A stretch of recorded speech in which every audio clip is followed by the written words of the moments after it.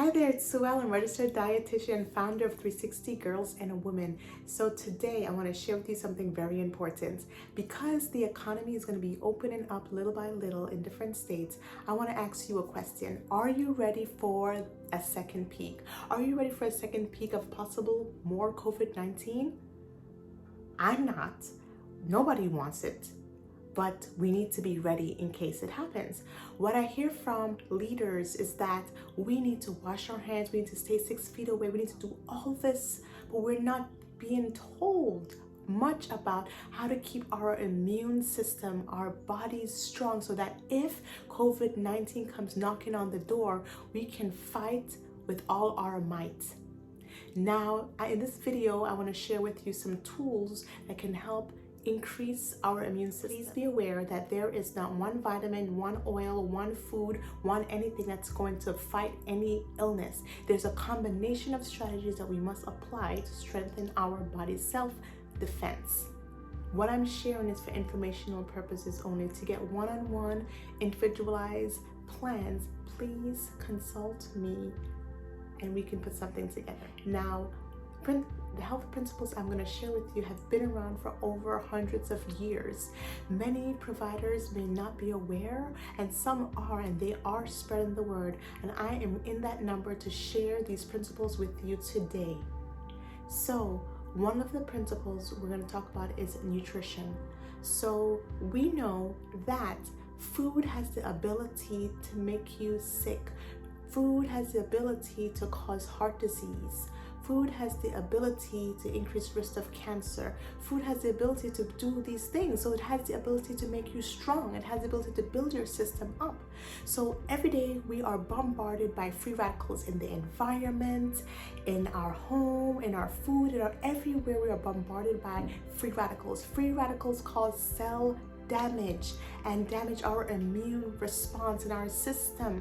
In terms of nutrition, research has shown that foods high in animal fat, sugar, refined and processed foods, and fried foods increase free radical damage, which affects the immune system.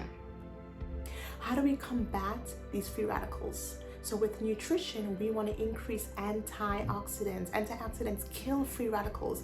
Antioxidants such as vitamin C in your citrus foods, in your green leafy vegetables, tons of vitamin C will be helpful. And another food, vitamin E.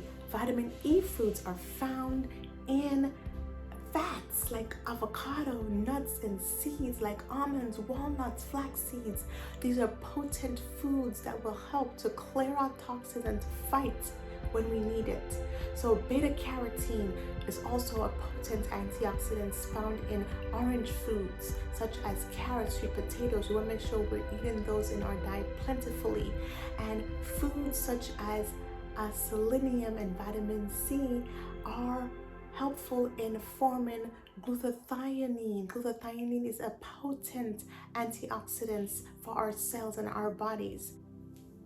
The other things that we can do is make sure we're eating foods that are high in prebiotics and probiotics. And we discussed this earlier in another video. And prebiotics are foods that help feed the bacteria like Jerusalem artichoke, asparagus. And probiotics are live active cultures like yogurts, and tempeh. These are foods that we can eat together to strengthen our gut, because about 70% of our immune system lies in our gut. All right, let's move on to exercise. Exercise is so important. Not only does it increase endorphins so that we can feel better and think better, but it also activates killer T cells that increase our immune response to fight off disease. And something as little as walking can be helpful. So let's get physical as much as we can. Next element is water. We are about 70% water. Water is so important inside our body and for external uses. For internal uses, for women and for children, water amounts vary. For example, if you are breastfeeding, you need much more water than if you're not breastfeeding. If you're a toddler, you need less water than if you are an older adult. And actually, elderly people are increased risk for dehydration. So you want to make sure that you're getting fluids, water, not juice, not soda, but water. water as much as possible throughout the day. The best thing to do also is to not drink with meals, to make sure that you're drinking after your meals or drinking between meals and separate it by a few hours so that you're not interfering with digestion. Another thing that's important with water is hydrotherapy. Water can be used to reduce stress. Research has shown that hydrotherapy, the use of water, can be helpful in many illnesses and to increase our white blood cell counts. Research has shown that hydrotherapy can be effective to increase our immune system in cold and hot contrast, and it can be helpful.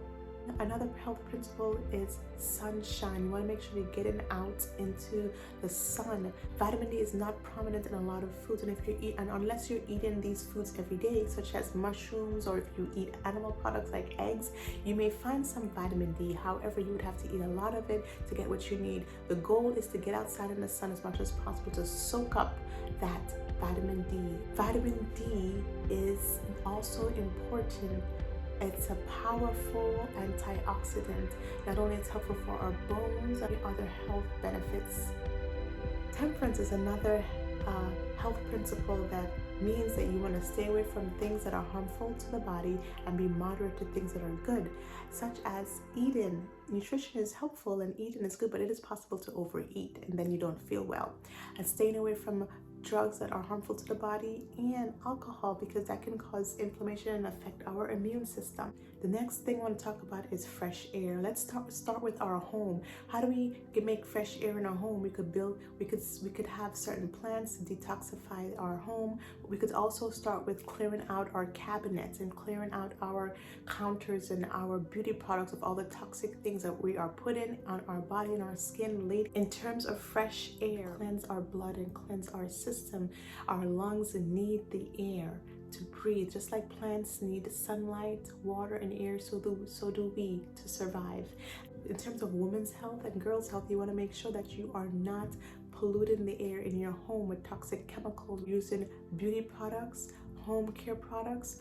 A lot of women apply different products to their bodies and they don't even know that it's toxic, being absorbed into the skin, into the lungs, and into other parts of the body. So air is important. Indoor fresh air, indoor clean air, and getting air on the outside every day if possible. Rest is another principle. Research shows that we need sleep to recover and rejuvenate mentally and so that we could function. It's helpful for memory and helpful for clearing toxins throughout the body. Our nightly rest is not only important, but rest throughout the day. Taking mini breaks and doing self-care techniques can help rejuvenate not just the body, but the mind. The next principle is trust in divine power. Research shows that those who pray, that it increases overall well-being and decreases cortisol levels. So spiritual health, prayer, meditation is just so important, and just having faith and trusting in God that He is in control of it all. The other thing I want to talk about are supplementation and essential oils. So supplementation of vitamins such as vitamin C, vitamin D, zinc, your B vitamins. Supplementation is important if you're not getting enough in your diet, especially when you're not feeling well.